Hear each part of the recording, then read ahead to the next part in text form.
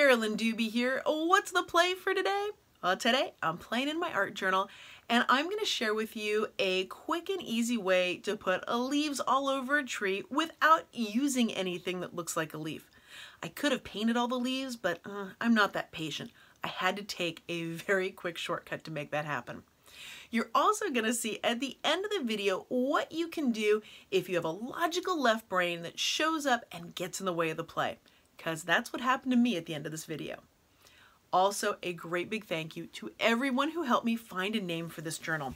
So this is my really big journal if you haven't seen it before, and it is ginormous. I've actually had an easier time naming both of my children than I have this journal.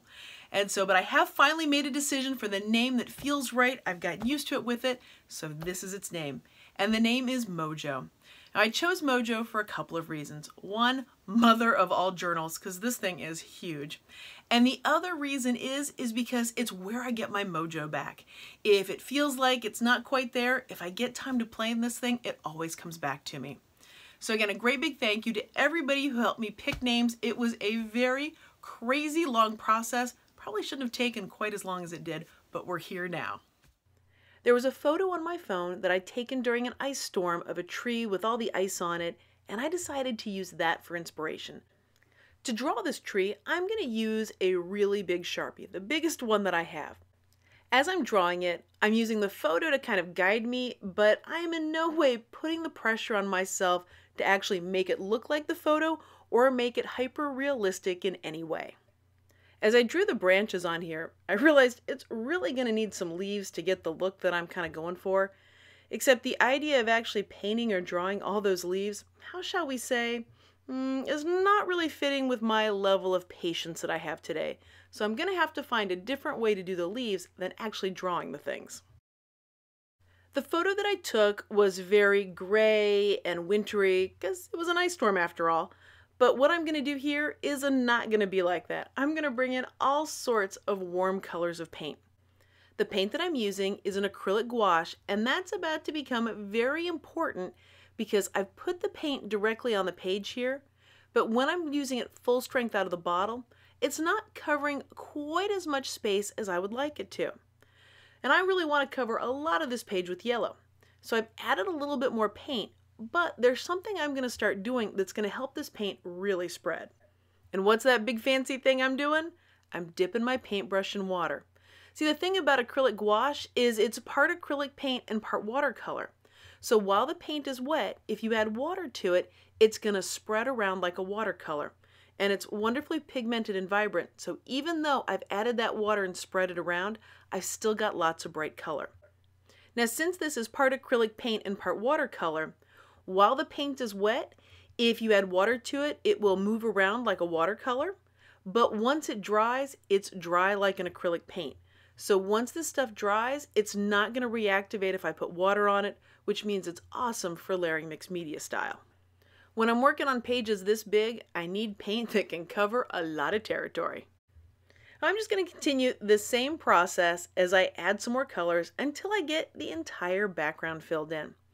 A perk of this paint that I didn't realize when I started. I'd like to tell you that I was swift enough to think this through ahead of time, but I really wasn't. One of the perks of this paint is if I add water to it, it makes it much more translucent like a watercolor, which allows the lines in the ledger to come through. And if I use the paint straight from the bottle, if I don't add any water to it, then it's more opaque, which means I can cover up things, I can keep things hidden that I want to have hidden. As I've got the background just about finished here, I'm gonna have to face the leaves. I really do want leaves on this tree, but I have no patience for actually drawing or painting each leaf. So I found an alternative. It's a stencil, but it's not a stencil with leaves on it. It's a stencil called Scribble Scratch, and this is one that I created for Stencil Girl that is a bunch of scribbly handwriting. And I'm going to take this and turn it into a very impressionistic vibe of leaves for this tree.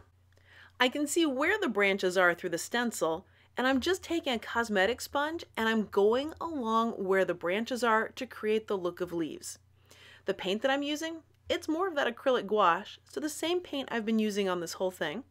but I have left it at full strength. So this is how it is out of the tube, and I have added 0 water to this. So this is full strength. That means it's going to be a little more opaque, so I'm going to be able to cover up some of those background colors. As I'm putting the stencil down, you might be noticing that I'm kind of turning it or angling it a little bit depending on the angle that the branch is going.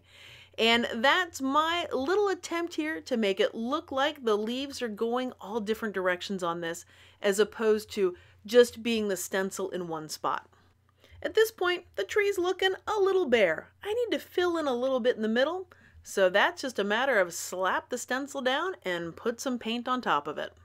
I have mad respect for people that individually draw or paint each leaf on a tree. I, however, am not wired that way, so I'm going to go for the much more impressionistic, interpretive way of doing it as opposed to the realistic. Maybe one day I'll have that abundance of patience, but I'm not there yet. As I'm looking at the leaves, they're feeling pretty good to me, but it needs a little something more.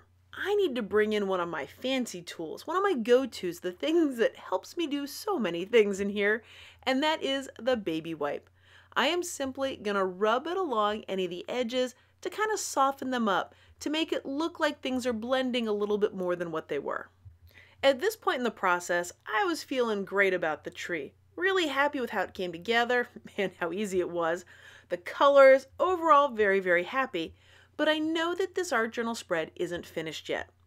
And that's when my logical left brain started kicking in and asking me lots of questions, like, what are you going to put on the page next? How are you going to finish it? What are you going to do? I don't like being pestered. I don't like being hounded by these questions.